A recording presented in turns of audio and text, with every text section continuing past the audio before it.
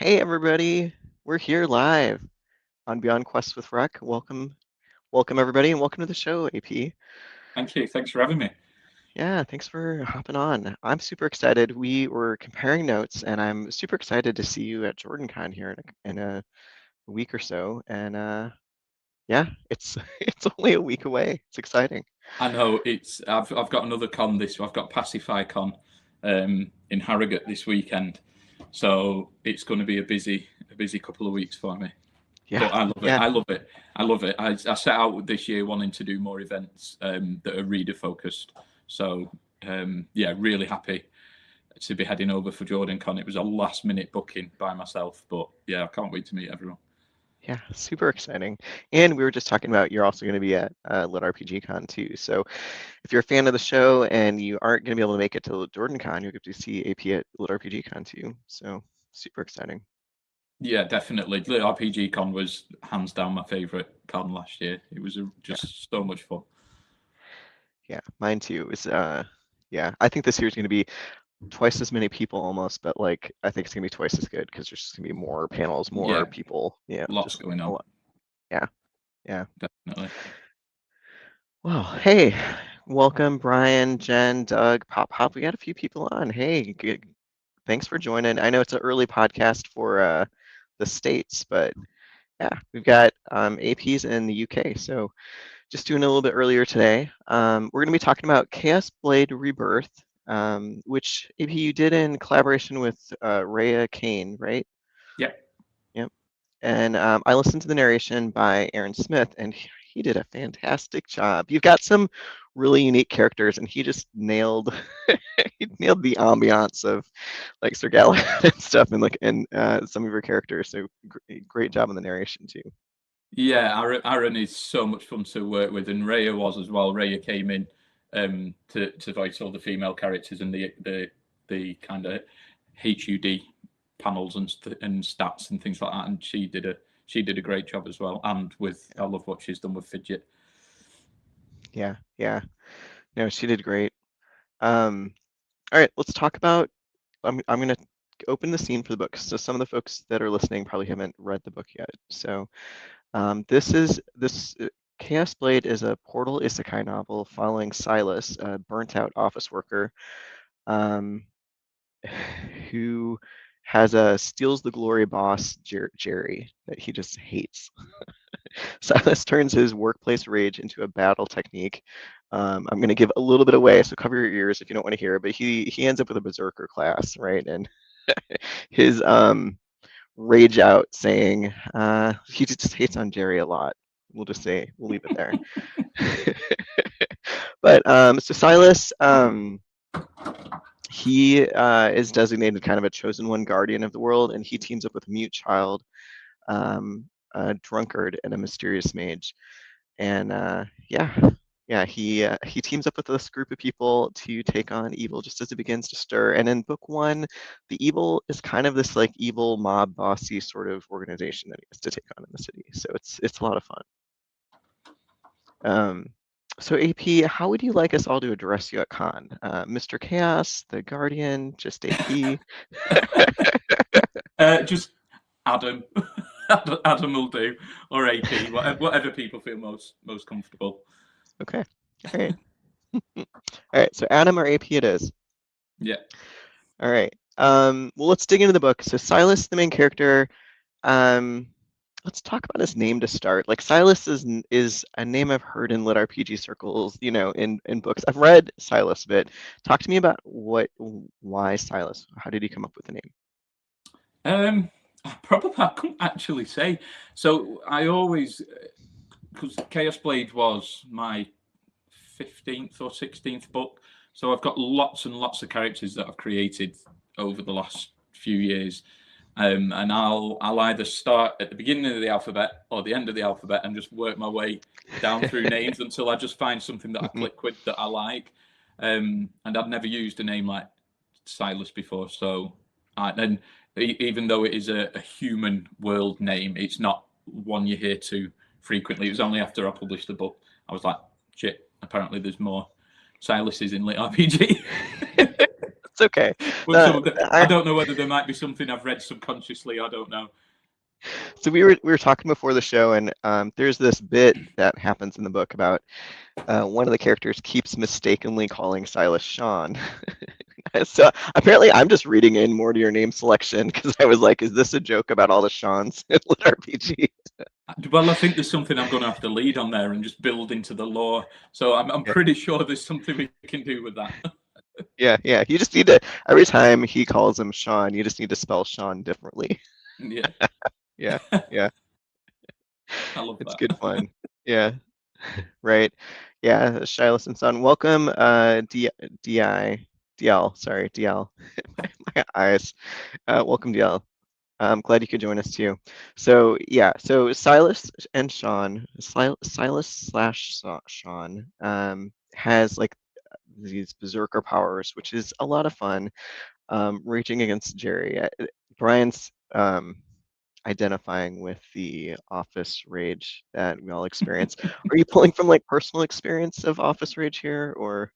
Um, Having come from working in a background of healthcare, where office politics very much got in the way, I can't confirm or deny whether Jerry is based on anyone that I made up, a personality I've known in the past. But I think I Mhm. just wanted to create a scenario that people could relate with to root for Silas because at the and also to evidence his growth as the series progresses because Mhm. even by the end of the book because he at the start of the story I wanted to show that he's very much a person who won't stand up for himself, does exactly what he's told, just internalizes everything, which is why when it came to his power system I was like, this guy needs to absolutely be a berserker Yeah, because it was a polar opposite of his personality.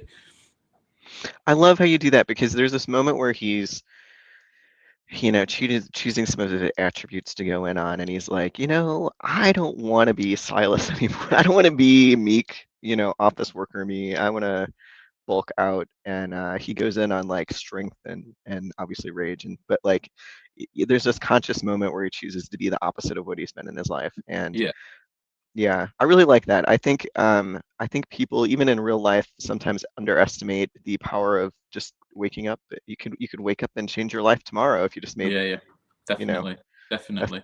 few different choices. Yeah, and I think also that you've got the human element that his job is being a data analyst. So as my plan is, as the series progresses and the abilities he unlocks and the numbers he unlocks get a bit crunchier, that's where his data analyst side Ah, will come in more, and mhm. it certainly does in book two a little bit more, but I didn't want to make it too heavy.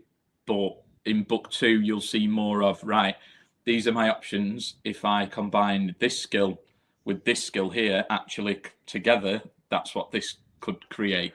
So I wanted that. I wanted, but I've also had to have fun with the powers that he unlocks and make it as chaotic as possible. I like that. So you're going to get a little bit crunchier as you go on. Any plans That's on my having plan. yeah. Are you going to provide like supplementary Excel spreadsheet for? Absolutely not. Absolutely not. So obviously, I'd written, as I said earlier, this was I think my 16th book, 15th or 16th book that I wrote. So but it was also my first lit RPG. So I didn't want to go in heavy, but I was also conscious that my audience coming across might not be used to lit RPG. So I've kind of done it as a Like an early intro to levels Lit RPG? lit Yeah, RPG, but so it's not numbers heavy. It's not filled with tables and loads of stats. It has got things in there, but I wanted to make it part of the story, and then that will develop as Silas does. And I thought, actually, I don't want it where he knows this system really well from the start. It's just kind of going to develop with him. yeah, yeah. No, that's super smart. Um, Especially to ease your readers in. So let's talk about that for a second. I also wrote some non-lit RPG books first, and I was like working my way up to lit RPG because I'm of the opinion that lit RPG is actually a little bit harder to write than general fantasy because you've got that data element of Yeah, you got to do math too, yeah. and yeah. And if you get But something wrong, People will point it out very People will quickly. tell you. Yeah, they're not Yeah, afraid to tell you. yeah. So, is that your experience? How did you decide to go, write 15 books and then write a lit RPG? Because basically I became passionate about lit RPG, so I started reading it. I met a bunch of the lit RPG authors in Ireland a couple of years ago. We were all at a conference together, and they were just really fun to hang out with. And then I started listening to the audio books and reading the books, and just very quickly, very quickly fell in love with it. Became a member of the cult of lit RPG. Yeah. Yeah. So then it was very much coming to cons, meeting up with people, meeting up with the readers, and really getting a sense of the community in person. So I'd been to Jordan Con and been invited to other things where I'd kind of met up with people, and I wanted to do that to make sure I'm not coming. I didn't come into writing lit RPG from a business point of view. I came into lit RPG as As a a fan, fan. Hmm. and was like, right, this is going to be really fun. I didn't expect my book to, I wasn't going to profess this is the best book you'll ever read. I just wanted to have fun. I wanted people to see me having fun with my writing, which was completely different than what my readers were used to, Hmm. and just see how the series grows. And yeah, it's been really fun. Yeah. That's awesome. I actually love that. So it sounds like you met some lit RPG authors, started reading the books, and just fell in love with the genre, which, Yeah, definitely. yeah, yeah, it's similar for me. Like I always wanted to write lit RPG because I've been in the cult for like 10 years at this point. But yeah, it's got some unique challenges to writing because Yeah. yeah, the math and the numbers slice both ways. Um, well, let's talk about let's see. I'm looking at my questions here, and if you're in the audience and you've got some questions for Adam, just go ahead and type them in, and we'll get to them. And we got a few people. Lance is saying that he's a data analyst in real life, and I think Lance probably could identify with Silas's See if irritation a bit. has he got a Jerry in his life? Yeah, I think he might have a Jerry in his life. Yeah. Brian is insisting that the trick to controlling the readers is to have the main character who can't do math, which probably won't work for a data analyst, but that I is know, because I've shot myself in the foot because I'm not a number cruncher. So honestly, it was more so with book two. It was more because there'd been a gap from me writing this book and the second book, Chaos Blade Crucible. Um, I was constantly having to go back and being like, "Oh no, what was the statistics here? Where was he yeah. up to? Where were the other characters up to? Because he can access other characters as well. So that's where Hmm. it's my idea is where we'll have Oh fun man.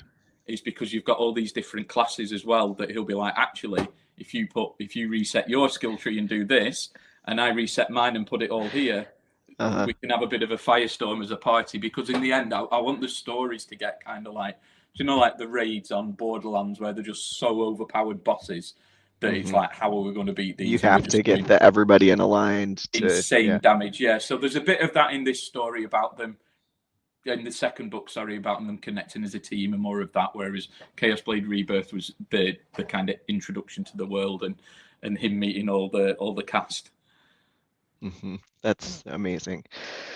I is that's really ambitious to have a main character that's gonna like correct everybody else's build, Yeah. do the math for them.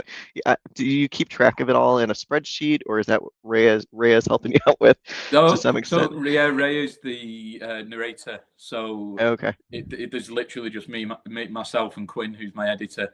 I think when we get onto Chaos Blade 3, I will probably be finding a way because I've got quite a few people in my Discord that love the series already. Hmm. That I'll be giving them chapters as I'm writing it, just to be like, does this make Hey, sense? Because yeah.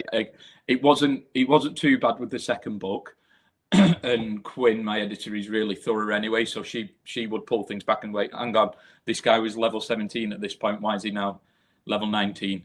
And it might be something I've missed, or I'll be like, no, there was a section here where this happened, and I know to go back and just make it a little bit clearer where he's leveled up, Hmm.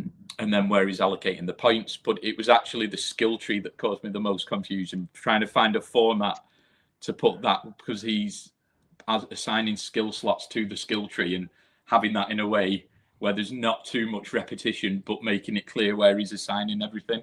Hmm. So I think, yeah, moving forward, I will probably get a kind of a group within the Discord that kind of want to read it as I'm writing it. Yeah. So if you're in the Discord and you're with us right now, just know that the recruitment call is going to go out here. Oh well, I've already seen Craig's name. Craig's Yeah. supported me from the start. Yeah. I love it. With We've my got some questions book. coming in. Okay, so we're gonna start at the top. So Doug wants to know if you can outdrink the Irish authors. And I will Absolutely. say, I know a lot of Irish people, and the one person that can outdrink all my Irish friends is an Englishman. I mean, don't get me wrong, I can drink, but the problem is if I get to a certain point, I don't stop. So I've had to work hard to make sure. But at cons and stuff like that, I tend to actually behave myself a lot more Yeah, than when I used to. So you're not yeah, going to be the primary. I'll Uh, be the boring one that goes to bed at midnight or 1 o'clock, and it's normally because, especially with Lit RPG Con, there was one night where I was still up in the bar talking to Jez, and my wife texted me to say good morning, and I was like, "Oh shit, I've not gone to bed yet." That's really weird. And they were getting up that to would do it. start the Although day. Yeah, that's what you should be doing at Lit RPG Con, right? Staying up all yeah, night and definitely, yeah. definitely. But yeah, I've been on a bit of a health kick the last 6 months or so, so not drinking as much. But Hmm. yeah, Lit RPG Con, I'm definitely ready to party with everyone. But yeah, the Irish lads know how to drink. They do, yeah. Absolutely. So we've got this question. Pop Up wants to know what's the best introductory fantasy book of yours to you if somebody wants to read on the fantasy side. The Wing Weaver, absolutely Wing Weaver. Yeah. So So let me get that. Let me get that up here for us. Here we go. Oop. So yeah, it's not even out yet. It doesn't come out till the 28th of April. However, pop, if you drop me a message on Facebook after, I will send you an ebook copy. Yeah. Because it is for sale on my store at the moment. So it doesn't officially release until the 28th for retailers, on Audible, on Amazon and Kindle. But if you want to read it, I've done it like a kind of pre-launch, so you can buy the. I've sold out our paperbacks. You can buy the hardback and the ebook from my store, but I'll send him a ebook. Yeah. There you go, Pop. So Wing Weaver. All right. So we've got put Adam and Jez in a round room. Told them there's a mithril sword in the set corner. Who wins? Does that mean to say Jez? I think it means Jez. Yeah, I think that's supposed to Um, be Jez. I, I'm saying Jez would probably win that. Just Jez, because yeah, yeah, I was a nurse by background, so I'm not a fighter. yeah. That's legit. I'm, We've got I'm a supporter. I help people. yeah. Well, I've got Terry here. Would you want a game or film made based off of one of your books? uh, oh, see, And I'd if so, which say one? I'm going to add that. If so, which right. one? Okay, so if I was going to say film, it'd absolutely have to be anime because one, I think that's the only way you could budget control the crazy stuff that happens in my books for special effects. But I'd love a video game would be pretty cool as well. Yeah. Which book, if you had to pick one of your books, which book or which Uh, series? I don't know. Anime wise, I don't know. I think Chaos Blade would be awesome as an anime. I think Levanthria series would be pretty cool as an anime. And again, the same with Wing Weaver. It's a Dragon Rider Academy series. So Sign me up for that. I love Dragon yeah, Riders and Academy. Like yeah, this is and it's yeah. the character. You know, I've tried to do it. The power systems are different, so it's not like when the people have magic, it's fire bolts and electricity. I've tried to make the powers themselves quite quirky for what people can do. So, Okay. um, but also realistic to what if you're training elite dragon riders, that you've got different classes and the powers, the power that they develop are different within each class. Hmm. So Yeah. No, I like that. Yeah. Okay. Well, I'm gonna have to read this book too, because yeah. It's a We'll have to big have you one as back on the well. show at some point. Yeah. Yeah, it's my biggest book yet. So, which was really fun to write, not so much to edit. I'm not a lover of editing, and it took me 3.5 months, I think, to edit the book. Ooh, yeah. Yeah, Yeah. I'm the same way. Writing is the fun part. Editing, not I don't so. know an author who's like, oh, editing's my favorite part of the process. Yeah, no. Yeah. I Yeah. just get really, really stressed about it. But because I'm an idiot, so what happened was I wrote Chaos Blade, the sequel, Chaos Blade Crucible, last summer, and then I sold the rights to Simon Maverick for the audiobook, and said, yeah, I'll have the book to you by December. And then I had the idea of Wing Weaver, which I'd started writing before it. But basically, I was late writing Chaos Blade 2 because I had the idea for Wing Weaver, but then sold Mhm. those rights to Audible and was like, yeah, I'll get that to you for December. No problem. So then I had these Yeah. two books that if I wasn't editing one, I was editing the other. And then when I was working on one, my editor was working on the other, and we were just back and forth like that for 3.5 months, and it was Oh Lord. horrible. And I vowed never to put myself in that position again. Was it hard to get back into writing mode after going through that with those two books at the same time? Yeah, After being, yeah. so I am about 2 months behind where I wanted to be with Wing Weaver. So my plan was to start writing Wing Weaver, the second book, the sequel, in October.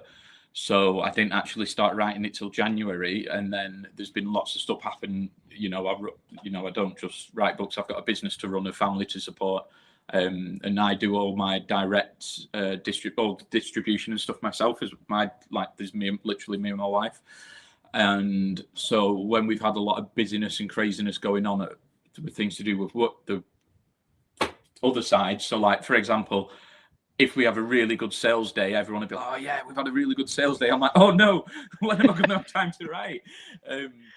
Because Yeah. the next day might be a whole day of packing orders and stuff like that, and it's been really difficult for me to get into a good structured routine, and I'm just hitting it now.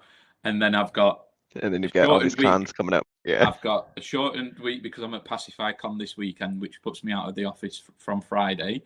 And then I'm back in the office Monday, Tuesday, but then Wednesday fly to Atlanta. So I am hoping to write on the plane, but my plan is while I'm away is to hopefully do some writing. Well, not hopefully, I have to be writing in the morning. Otherwise, I am not going to have this book finished for the end of May. If I have it finished by the end of May, if not a little bit earlier, I'll be able to get back on track. But my plan is to write the second and third book in the AVR Academy series, which is Wing Weaver, and then I'll be writing Chaos Blade, the third book in the Chaos Blade series. Yeah. That's, yeah, you're making me anxious just thinking about it. Yeah, It's it's crazy how quickly, like you are like, I'm my own person. I, can get in a schedule and I'm just going to be a writer. And then suddenly there's editors that are yeah. knocking and Oh, there's no scheduling with me. So yeah, I am pure chaos gremlin. I am my yeah. own worst enemy, but it's frustrating me this year because I'm 2 months behind, and I've never been in that situation before. So Hmm. that's brought a different level of pressure. But it's more, you know, it's messed my editor around quite a lot, and we've worked together a long time. So I've felt awful about that. And some of it is stuff that's out of my control, Yeah. which is going to happen. So I need to make sure I don't overcommit with things. So there's been a lot of things I've been getting invited to and being asked if I want to collab on and stuff that I've been having to say no. I just haven't got the bandwidth at the minute because all my focus needs to be on getting Wing Weaver 2. I've still not got a name for it yet because I Yeah. can't call it Wing Weaver 2. Because then it's the cover design. I've got to get the pre-launch set up and all that stuff. So I won't do that normally until I've finished the first draft, and then I'll have an idea of when it'll be finished to What get you want. everything set up and done. Yeah. Hmm. Oh, that's fair. It sounds like you're doing a lot of the, like indie publishing, like a lot of just the grind of, cover and Yeah, I edit love and all, that side of it. Yeah, but yeah. I've also got two crowdfunding things in the background. So I've run a backer kit and a Kickstarter for different books, at different times. So I've got 2 lots of special editions we've been having to coordinate to produce. So there's a lot of work to do behind the scenes that pulls me away from the office, but from my writing desk. But that is work that needs to be done because it's money that it brings into the business, which keeps me able to produce books and hire the best cover designers and be really creative with how I want to reach readers and do things differently. Yeah, yeah, that makes sense. It all costs money, and it's got to come from somewhere. And yeah, well, we've got some more questions from the crowd. I'm going to get to them. I'm going to ask a couple more of my own, and then we'll get to your question, Craig, here, and Doug. But first, we're going to go back to the book a little bit because I really want to talk about Raven. She's one of my favorite characters, and she uses sign language. She's the one that's mute. She uses sign language during a couple moments to describe. And and what I wanted to ask you is, I don't know if it's if it's ASL or if it's like a formal sign language, but I do know a little bit of ASL, and it sounded like it. So I wanted to talk to you a little bit about Raven, how you came up with her character, and if she really is, when you describe her hand gestures, if you're trying to describe like a formalized sign language. Yeah, so it is ASL that I used, and I've tried to be as true to that as I can. It was actually really fun trying to get into Silas's head, and because it had to be about how he was interpreting it. So it couldn't be that he understood it, and it had to naturally feel like he was learning what this sign language was as a complete beginner. So again, I think that He's really slow. yeah, it's the bunny sign. The bunny sign is my favorite thing. So my idea is, so Raven is, the best way I could describe it is Tiny Tina and a little bit of Jinx. So an absolute potty mouth, but she's using sign language. Because yeah, I've got fun stuff planned for Raven. But I just thought she's a really intriguing character, and again, it's the representation that it brings. Like you don't have a lot of mute characters introduced into books, and it's to have people saying Raven was my favorite character shows you how powerful that for me that's really powerful, because she's a character that hasn't got one word of dialogue in the entire book yet. She's resonated with you on that level, and that's incredible for me. I love hearing that, so thank you for that. Yeah, no, thank you. I appreciate that so I think, I think I've seen people also use like mute characters that have some sort of language, and they just kind of like wave at, they make a gesture and they just kind of wave at it. But the extra care that you did to put in actual signs that are recognizable by somebody who is not an expert in sign language, Yeah. but it's like, wait a second, that's actually yes. Yeah. Like that, like, yeah, very cool. So Yeah. I really appreciate that you put in the extra there. No, thank you. If there's a frustration with Raven, it's that it takes Silas such a long time to realize that she's trying to communicate with him in a pretty Yeah, not just drawing stick men in the ground. yeah. So I love it. Okay, we'll get to some of these questions. So Craig had a question: if your D&D has influenced how you write lit RPG. Absolutely, Craig. So Craig was in we did a D&D campaign set in my Levanthree series worlds, and we actually had Aaron Smith was dungeon master. So through conversations with Aaron, it transpired that Aaron, who narrated my Levanthree series and Spirit Beast series and Chaos, and is doing the Chaos Blade series, he used to be a professional dungeon master. So Wow, that is such a good skill crossover. I yeah. want a professional narrator to be my DM. Yeah, so we actually did a Kickstarter together where he wrote the a D&D one shot, and we set it in my Levanthree series world, and we played a game of it, and then from that we Craig's kind of supported and followed me from the first book in my Levanthree series. And he's been a really awesome guy, and he backs all my Kickstarters. He reads all. He's in my street team. He's in my art team. He gives me really honest feedback. So I put a thing out saying, look, I need 4 or 5 people that are have played D&D before that want to come and play a D&D game that we're going to set in Levanthia, literally just for fun. And yeah, we managed to do that for I think the best part of a year. And that stopped when Aaron's schedule got a bit too much for him to manage the writing of it and the managing of it with narrating and his job that he had. So he was moving to America and stuff. So yeah, he had a lot going on. So, but yeah, that was really good fun. And I think that's what kind of solidified my love and passion now for Lit RPG was playing and kind of goofing around playing D&D. And I got to Dungeon Master for the first time in February for my friend's 40th birthday. My best friend, he'd never played D&D, so his wife asked me if I'd DM a game, and from that we're going to be starting our own campaign from it. So we're starting a campaign at the end of this month, I think it is. That's super exciting. Yeah. Yeah. I DM for one of my groups, and I think as writers, you end up get your friends thrust you into the DM role. Yeah, they're like, well, you and write, to be fair, you know the how to do this. storytelling side's absolutely fine, but the stats, and I'm quite good at the improv and thinking of things that happen as depending on what people roll and the descriptions and all that stuff. But it's getting it right for what people can and can't do and stuff like that. So we've all been learning. So that's the fun part. Yeah, I'm not the DM that you ask to help you level up your character. Yeah. I'm like, no, go. Yeah, definitely. I'm Go like, talk to some. yeah, you need to go and do some prep work, or we'll have an hour's downtime and all sit together and kind of work it out. Yeah. Brian, I think he wants to know. That is not a Black Country accent. Brian's an American, so we'll have to forgive him. But no, I'm from the northwest, so I'm further north. So I'm about 40 minutes north of Manchester. So East Lancashire, I live in. Yeah. All right, Brian. There we go. So our next question is from Cindy.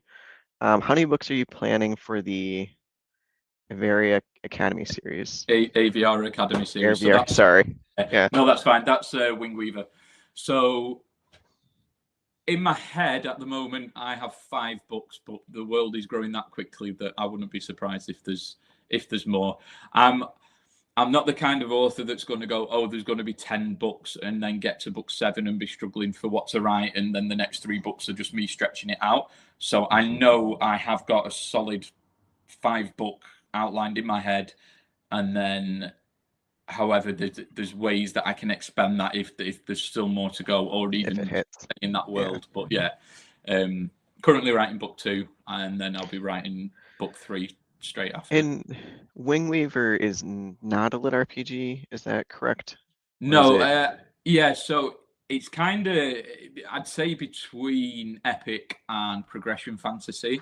So it's not lit RPG, there's no numbers, there's no stats, but there's a very clear class system, and the characters are, well, in the first book, Aiden, who's the main character, is developing his powers, but then as the series progresses, you see all the other characters that are developing with their powers, then the powers get stronger, and so they'll unlock more moves. So, and there's the whole dragon bonds called the Weave. So that's kind of like the best way I can describe that is like a star constellation, which is why I think the cover of Wing Weaver worked so well. So again, we'll tap more into that in book 2 about the unlocking of kind of each nodule, and there's more time spent doing that. So you'll see a lot more of the progression in kind of book 2 onwards. But again, book 1 is like, there's a big world and a lot of characters to introduce. So then I said, it's my biggest. It's a little bit less on the yeah. So definitely still something that a lit RPG audience is gonna enjoy. Yeah, absolutely. And Jack Fields is narrating the audiobook, so that's exciting. Jack is great. Yeah, and the voices he has done. So I've known Jack for a few years now. He was one of the authors that I met in Ireland a couple of years ago, and then hit it off, met up again in JordanCon, and then spent a decent time in JordanCon. Didn't really get to hang out too much in Ireland, and then at Lit RPG Con, obviously we know each other well, and I watched him on stage do his D&D session and just watched how he's the Is character. incredible. Yeah. I was just sat there like, oh my god, this is who I need to.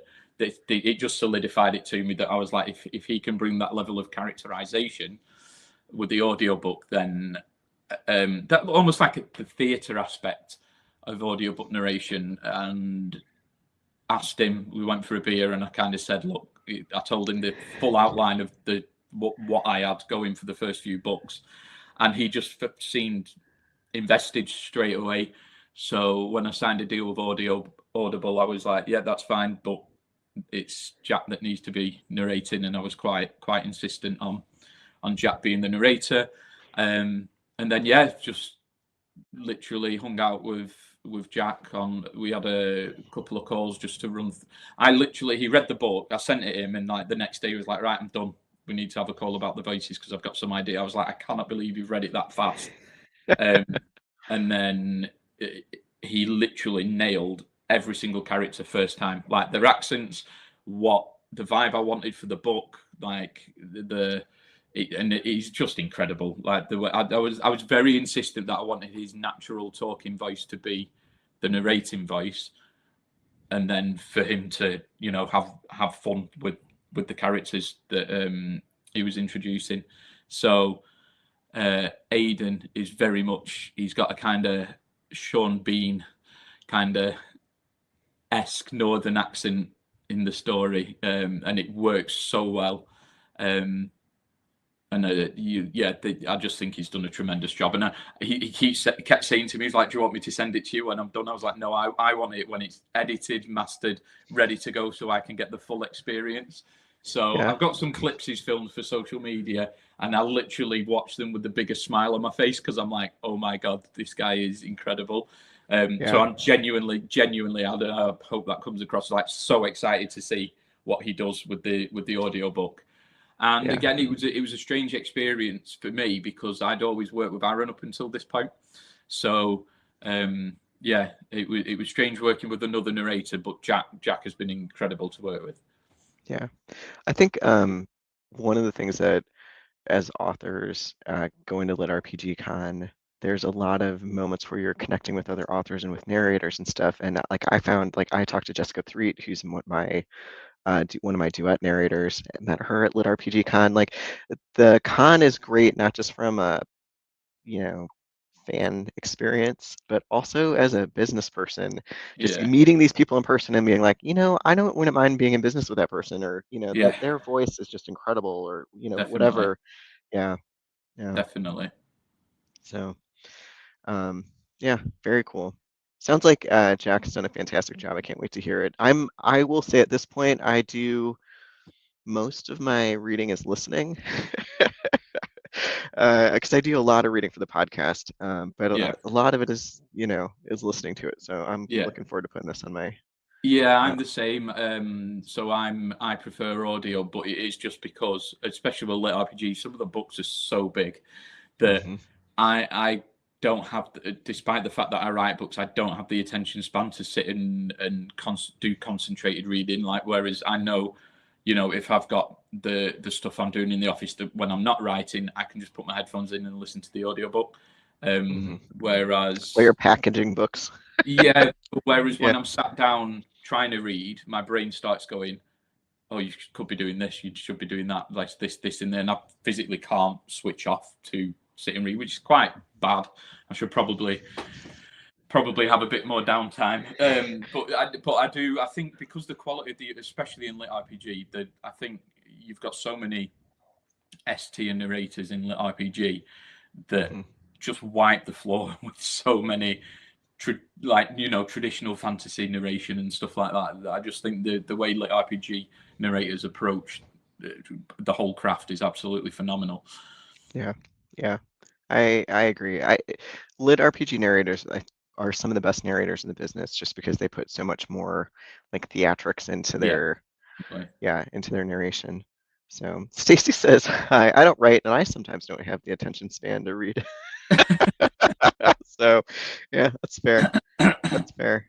Um, yeah, a few fans of audiobooks here. So Yeah, let's definitely.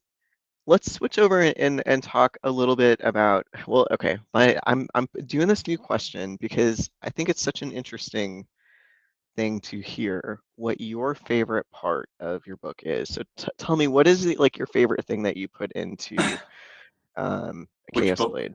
Oh, to Yeah. Chaos Blade. And then we Um, will do both. We'll do what's your favorite thing about Chaos Blade since I've read it, and then we'll talk yeah. about, yeah, Favorite thing about Chaos Blade, probably Galahad. yeah, I just love the chaos that he brings in, like literally every scene that he's in. So yeah, for those of you that don't know, Galahad, his class is a drunken paladin. So he's very much Jack Sparrow, but in a full suit of metal armor. yeah. That Yeah, is a great description of him. Yeah, 100%. He also kind of steals the show a little bit. Like when he shows up, Raven is maybe not around as much and just totally yeah, he's like, this is what we're gonna do. Here's the plan, and then he's like, what? What was the plan? I don't remember. because he's always drunk. Mm, But that becomes his strength. Um, kind of again, without going into too much details for Chaos Blade Crucible, you get a lot more of his backstory and kind of why he is as chaotic as he is, which was really fun to dive into. Again, probably my former mental health nurse mode kicking in. yeah.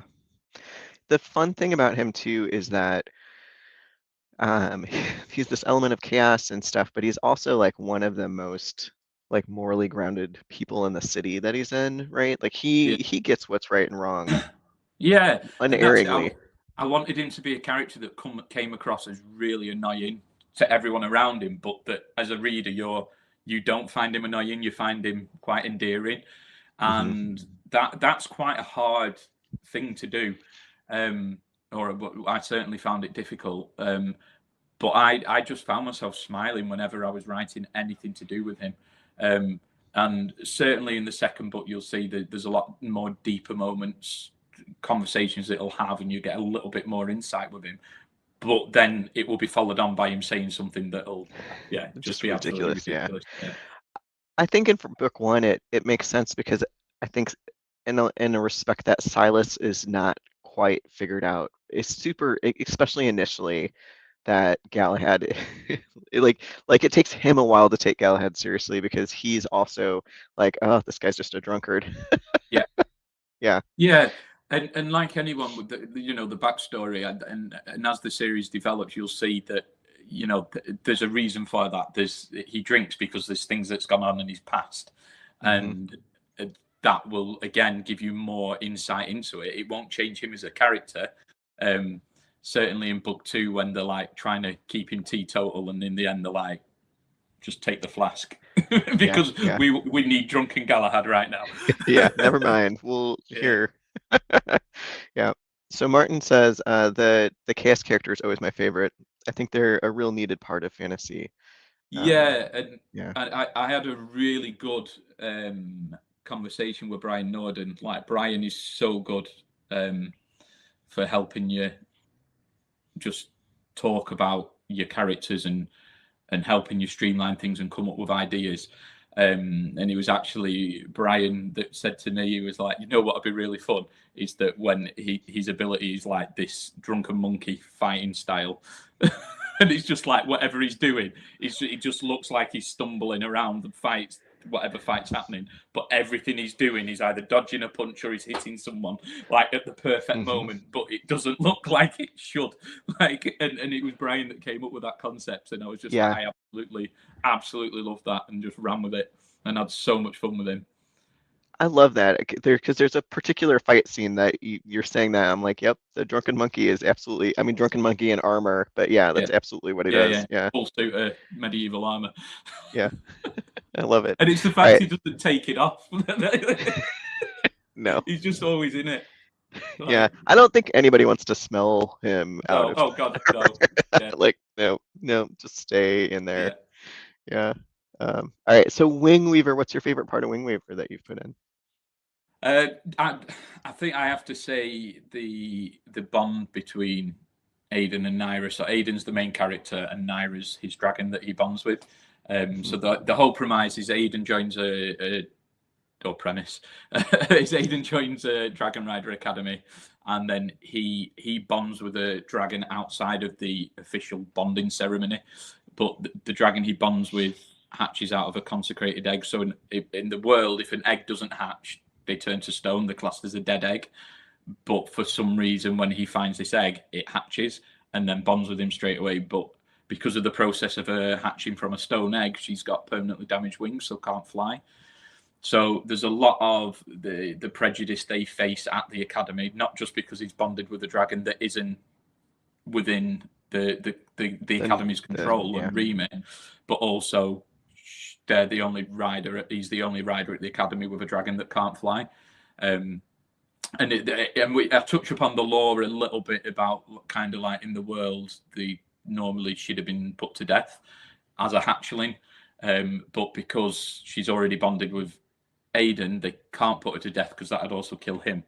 So it's the whole battle of him championing her, but it's also linked with my own disability that influenced the themes of the story. So it kind of looking beyond what a person can do with the limitations that they've been given with the body or an illness that they might have, and actually accepting them for who they are, what they are, and what they can do as they are. Because ultimately he's still bonded to a dragon. So let's face it, no one's going to grumble with that, whether your dragon can fly or not. He's still got a dragon that he's bonded to, and Naira's an absolute badass. And it was about and those themes kind of run through the book, and all the early reviews are showing that readers are getting that and really connecting with Aiden and Naira's bond and how their relationship develops and how he sees her. There's a real journey he goes on with how he sees her and wanting to fix her, to help her, and how that's explored and his realization through the story. Obviously, I won't go into too much detail, but then outside of that, you've got so many characters. I don't think I've ever written, like, there's a lot of characters in Chaos, but there's so many more in Wingweaver, from the academy staff to his enemies at the academy. Then you've got all of his friends and allies in the academy. There's so many characters. But yeah, I'd say Aiden and Naira's bond is definitely my favorite part, like watching that develop and grow as I was writing it. Yeah. And now seeing that people are connecting with that as well. Mm-hmm. That sounds amazing. And the more you talk about it, the more I'm like, yeah, okay, it's getting bumped up higher in my TBR. I'm like, all right, yeah, we're gonna have to find time for this. So I'll send you a copy as well, Rec. Oh, thank you. I appreciate that. Okay. Well, let's switch over to some writer questions. And again, audience, if you've got questions for Adam, go ahead and put them in the chat, and we'll get to them. I'll try to get through them in order. So bring them, bring it all. So you've got multiple series out. The Spirit Beast saga, Chronicles of Argosia. Yeah. The Levanthria series. Levanthria, yeah. The Levanthria, Chaos Blade, and then this new Averia. Aviara. Aviara. I'm getting there. Averia Academy. So you've got a ton of series out. How many of them are active right now? I mean, obviously the last two, Chaos Blade and Averia. So Spirit Beast 3 has actually been written. So I re-released them with new covers and changed some of the terminologies and things in them that I wasn't happy with. Once my career had started taking off, they were like the first two books that I wrote, and the third book is actually written. I'm having a hard time getting hold of the cover designer to finish the cover app, but I've also, because it's been that long, it's been 2 years since I released the second book, I kind of have to reread the third book again just to refresh it with me. But it's finding the slot that I can do that in to get it right. I could technically just send it straight to my editor and get her working on it now, but I'd feel like I'd be more likely to miss something bigger. And I wouldn't want to just throw it out there, because although it's a smaller reader base for that series, that I still need to do that story justice for the readers that are invested in Arnold's story there. But yeah, book 3 is written. I just need to finalize it with the edits. Then the Chronicles of Argosia is a co-write I'm doing with Talia Beckett. So we're currently on book 3 of that series. So there's another we're currently working on book 3 of that, so there's another 6 books in total for that series and a potential spin-off that we're kind of hyped about. Again, it's just finding a time window where we can both sit to work on it. And then we've got Chaos Blade and AVR Academy kind of running simultaneously. Mm-hmm. So you're a busy guy. Yeah. Yeah, and you know, I'm never putting myself in this scenario again. In this So scenario, being trying to write 2 books at once, or just the way the schedules? multiple series at once and Yeah. a co-write. So obviously I'm full time, so I have got a lot more time, but because like things I've been sidetracked, so I'm kind of a couple of months behind my schedule where I wanted to be, which Mm-hmm. applies a lot of pressure to me personally. And because I don't want to disappoint anyone and keep people waiting longer than necessary. So I'm confident I'll have Wingweaver 2 written by the end of May. And then, as I said, I'm going straight into the sequel. So I want to have that written, or majority written, by the summer holidays. So that would give me kind of 2.5 months to write that. And then I'm taking the summer off this year because last year I wrote Chaos Blade Crucible in the 6-week summer holidays, but 2.5 weeks of them I was on holiday. So actually I wrote Chaos Blade Crucible in 3.5 weeks. And I don't want after that. I promised my wife I wouldn't do that again because she didn't see much of me over that summer Yeah, when that's I was in work mode. So we had a 2-week holiday, but she had to do the rest of the time with the kids and stuff. So I said I promised her I won't put her in that position again. So then I will be down in tools over the summer, and then September. That's when I'd be hoping to be diving back into Chaos Blade 3, and it might be I might spend the month to get Spirit Beast 3 finished because then that series is done, and then I can go into Chaos Blade. Yeah, yeah, that makes sense. That makes sense. Um, it sounds like, especially with having so many series going at the same time, that you have these moments where you're connected. I mean, you wrote what Chaos Blade 2 in 3 weeks. It's like you're so connected. Yeah, you're Yeah. so in it, and then you exit, and then you're not picking up Chaos Blade, 4 Yeah. for months and Yeah. months.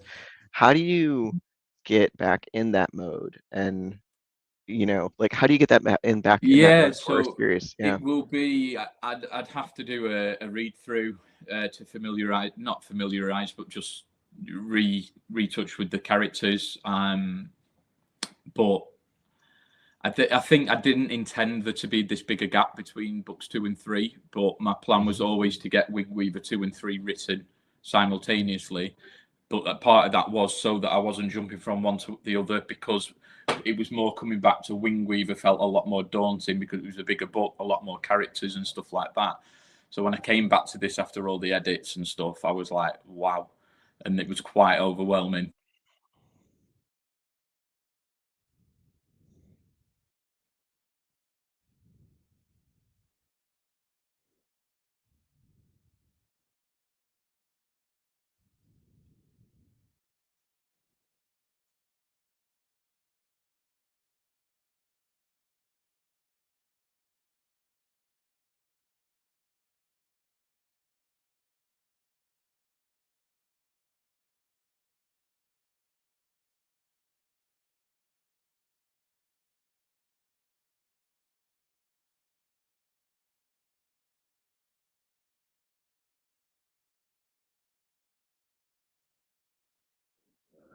Hey, everybody. Sorry about that. We're having some technical difficulties.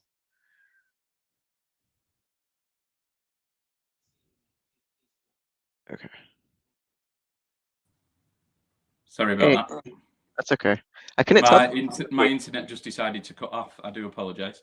That's okay. So where was I up to? Okay. You were talking about how you didn't want to take such a big break between Chaos Blade 2 and 3. Yeah. So Wingweaver was so much more complicated. yeah. Yeah. Um, so the idea was if I just carry on writing and go from book 2 straight into book 3, that is kind of more than a year's worth of books for readers once they're edited. which again that will put me back ahead of where I need to be with my timeline for releases and stuff like that.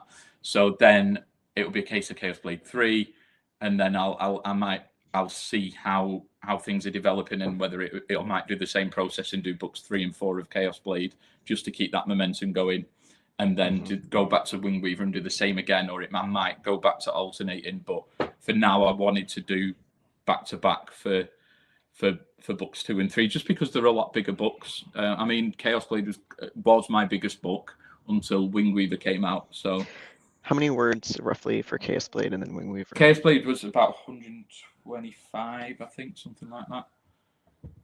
And Wingweaver came in at 180, and then Chaos Blade 2 came in at just about 117 or something like that. Okay, yeah. I mean, those are chunks, right? Mm. Yeah. I think Lit RP and epic sort of fantasy are not for the weak-willed authors. It's just like some thick books. Yeah, and again, it's pushed me, but actually, I always found writing really big fantasy books quite daunting. But I've enjoyed it a lot more than I thought I would. It's the editing side that I need to refine my editing process just so that I don't see the amount of stuff I've got to read through and edit and just freeze and be like, oh my god, let's just ignore that for a few weeks. So I always underestimate the amount of time it's going to take to edit. It sounds like you might be guilty of that too, a little bit. Yeah. I'm awful for it. Yeah. Because I mean, as a writer, it's like it's the creativity that you're like enjoying and like that's what being a writer is, right? Yeah. Not the editing. Definitely.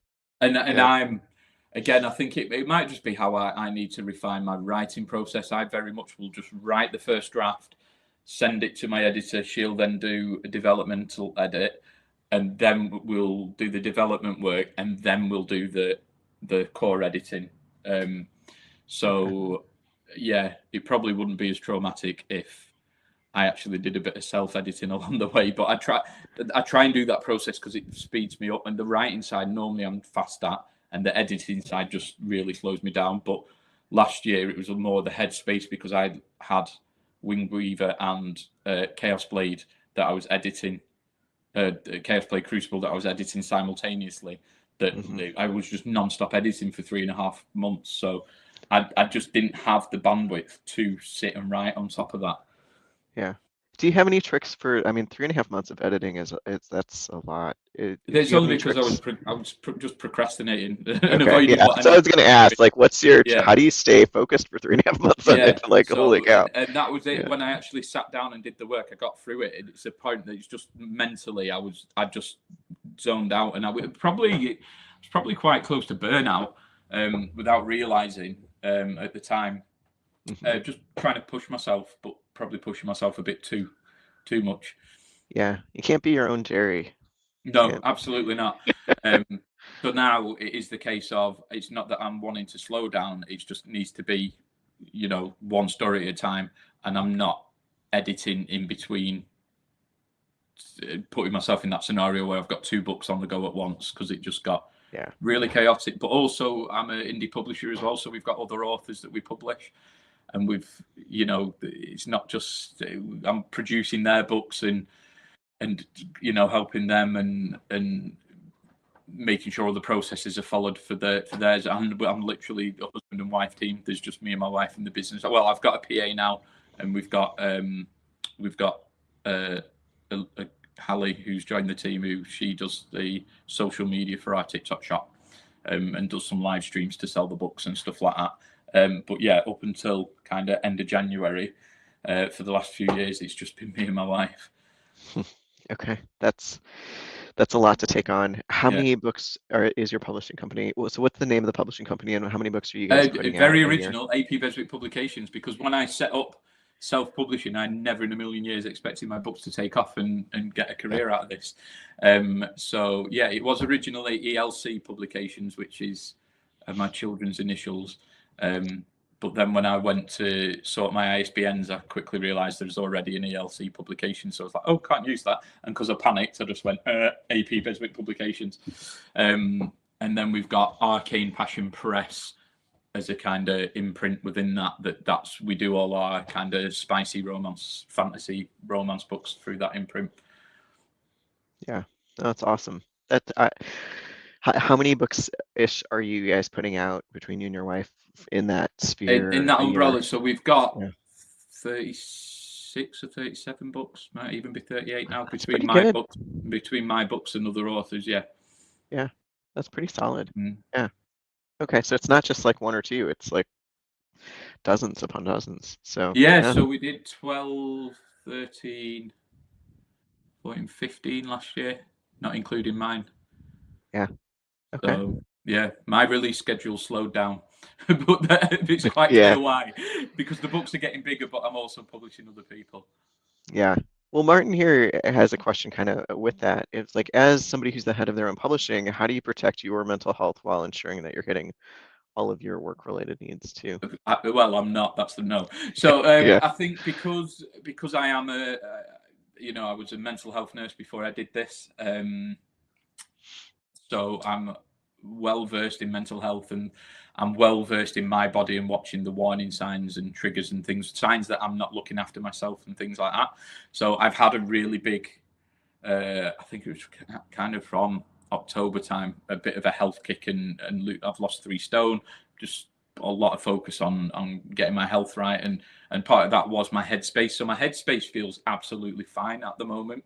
Hmm. I don't like the stress that I've got at the moment, but again, I can rationalize it. So therefore, I'm the master of my own destiny with that. So what can I do to make my working days work around me for my writing, so I'm not getting distracted by the other stuff? So I've got plans in place to stop that from happening. And that's just about time allocation and sticking to it and being a lot firmer with boundaries and not overcommitting to with other people and meetings and stuff. Like it's going to be like 9 to 1 is dedicated writing time, no distractions, and then office and admin can be in the afternoons. Um, but yeah, I think just having a structure, taking care and listening to people around you. So like my wife said to me a couple of times, you need some you time. Um, and I play football once or twice a week with the lads. Um, Nearly 40, and I still do that, and that is great for my mental health. One, because of the physical activity, but two, it's you've got that interaction with others. Um, and yeah, just making sure you're spending time with friends and family outside of Hmm. that. Yeah. But yeah, my time at the minute is playing football. I do really enjoy that, and I coach my daughter's football team as well. So again, that's a really good distraction, and making sure that when I'm home, I'm not working. I might check the odd thing on social media or post a video I posted earlier on the day, or spend 20 minutes replying to comments. Um, but in the main, I won't answer emails, and I won't sit writing. Although I still don't see writing as the job. Writing is the passion. It's what I love doing. Yeah. It's running a publishing business and the marketing that's the work for me. That is the job. But Yeah. the only And time I'll maybe kind the of break editing. that, because I'm in a writing mode as well. What I've started doing again is what I did right at the beginning when I started, which is if I wake up at 6, rather than sitting in bed doom scrolling for an hour before we all get up, I've just started coming down and writing for a little bit. And actually, I've found on those days I'm a lot more productive because I feel great because I've done what I enjoy You've and what done I'm the passionate thing. about. Yeah. Yeah, Start yeah, off on a high note instead of yeah, a, yeah. definitely. And if I can get to my offices and I've already written 1,500 words, I'm like, brilliant. Let's see Yeah. where we can go. Yeah. I love it. And you're not like doing the work and being like, oh, I wish I was writing because you've already done it. I love it. Yeah, Yeah. definitely. Well, if you've got any last questions, please put them in the chat. We're actually being 5 minutes over our hour, so we're gonna have a few more questions. But if you've got anything left for Adam, put them in the chat and we'll get to them. Adam, you're going to Jordan Con. Have you been before? Is there anything you're looking forward to at the con Yeah, specifically? so I went 2 years ago. Okay. Was the first time, and so yeah, I've got a friend of mine lives out in Atlanta, so kind of going to catch up and hopefully go and grab some food before the con starts, and then maybe a few old fashions, and then There you go. Yeah, I'm just looking forward to hanging out. That's why I love these events, because one, the reader focus, but it's just nice to hang out in a chilled out atmosphere. And yeah, Hmm. I love being approachable, um, and just meeting new people and hanging with other authors and other readers, and just talking about, just nerding out on the stuff that we love. Hmm. Hmm. Yeah, I find it the cons really invigorating if I can stay healthy once I get home. I have so many more words Yeah, per day. normally it Yeah, takes me a good week to get back into the swing of things after it did after yeah, yeah, after Lit RPG Con. yeah, yeah. I've been to Dragon Con a couple times, been to Lit RPG Con. This is my first Jordan Con, but after Dragon Con, I got COVID both years. It's Yeah. like it So just, yeah, Jordan yeah. Con. It's not. It wasn't huge in the sense of it wasn't overwhelming. Hmm. Like, but everyone was really nice and really friendly, and that's and I love the kind of stuff they were doing. So I tend to just kind of hang out in the outside areas, um, and then I'll kind of dip into different sessions and panels and Different stuff. groups and stuff. Yeah, Yeah, yeah, that's awesome. yeah, Yeah. Well, I'm excited to meet you in person at yeah, Jordan yeah. Con. I'm looking I'm forward to it. It's excited. great to know you're Yeah, going to be there. When yeah. do you get there? I'm driving in. So I will arrive on Thursday, leaving on Right. Tuesday. So Yes. yeah, So I get there Wednesday evening. So I've got kind of Wednesday night and all day Thursday to kind of hang out before everything starts on the Friday. get acclimated. Yeah, yeah. Well, we'll have to meet up. Definitely. Yeah. Definitely. Okay, couple last questions. Where should folks follow you online if they are going to be a fan? It sounds like you've got your own Discord. Yeah, so I've got a disc. I've got two Discords. One's my ARC team that's just exploded because there's been a load of people we've just brought in to ARC Read Wingweaver. And the last time I did that was when Chaos Blade came out last year. Last year, it's crazy that. And then when else is there? So I've got my TikTok is just AP Beswick author. My Instagram is Northern Writer, Northern_writer, and then Facebook just AP Beswick. Um, so yeah, I'd say I've really enjoyed the Discord being so active. So I wanna. I'll probably push my. I've got an AP Beswick publications Discord that I need to push more and get in there more frequently. So I'll kind of notify if once the links are reactivated, because they just always switch off on Discord. But it's all Mhm. relatively new to me, Discord. So actually figuring out and running your own Discord has been a Takes a learning little bit curve of in practice. itself. Yeah. But I have actually. It's been really nice. I've been feeling a lot of the love for Wingweaver. People have been really enjoying that story and really nice in there. So yeah, the one that's most active at the moment is my art team, but that's because everyone's currently reading Wingweaver and nattering away in there. Yeah. So yeah, any of my social media, and yeah, I think my Discord is in my link tree. So Okay. Yeah. And my last question for you, if you had a book that you were like, everybody should read this book, it's not yours, it's somebody else's book, what would be the book that you'd put on like Pop Pop's TBR, for instance? well, he's already bloody read everything, hasn't he? Yeah, he's read So quite a bit. right, so the obvious one, the series I'm enjoying the most, and don't tell Brian I've said this, is Quest Academy. Yeah. I am absolutely obsessed with that series, but again, don't tell Brian I said that. Um, and then I think again, it's progression fantasy, but it'd have to be Depths of Van Alf by Brady Huntsaker, um, or ZS Diamante. He's got some really good cozy fantasy books coming out. Okay. Can can Um, you, what was the first one of those two? Brady Huntsaker, so Depths of Van Half. So it's a progression fantasy, and his Shadows of Kelly is just coming out anytime now, which is the sequel to that. Okay. Was that And Van, you said Van Health? yeah, Van Alf. Elf. ELF. Let me, Yeah, if you can put it in the chat. yeah, Yeah. let me see if I'll Just bear with me 2 seconds. I'll grab a link for you. Perfect. Yeah. Okay, Cindy, do you have the name of the series? Can you put it in the chat? And again, I've met Brady a couple of times, and he's a really cool guy. Van Alf. Okay, Depths of Van Alf. Thank you for that, Cindy. Grimnir Chronicles, and then you've got ZS Diamante as well. So he's got Guarding the God. He's got his third one's just coming out. Third Cozy Fantasy, but his first one is Guarding the Garden, which is a cozy fantasy about a dwarven warrior who basically is forced into retirement, and kind of escapes into the country.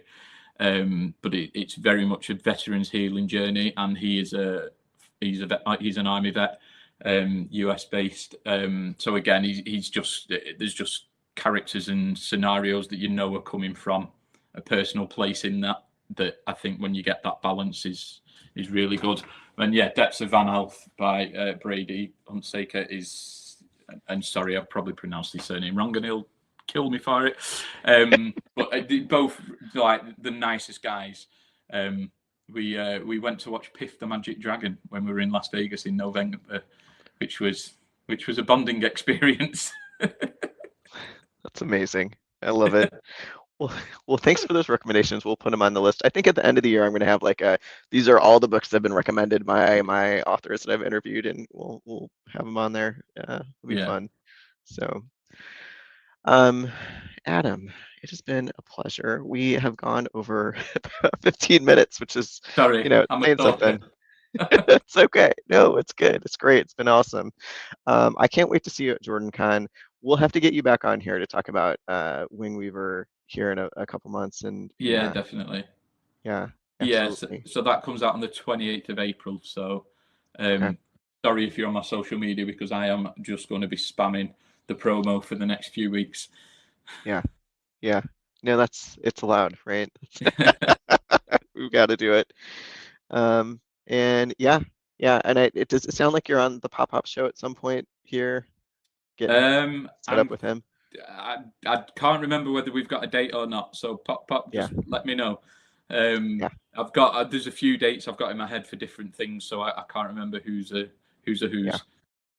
Well, it sounds like you're going to be doing some of the podcast circuit, which is great, and that'll hopefully help too. Yeah. So, yeah. Brilliant. Yeah.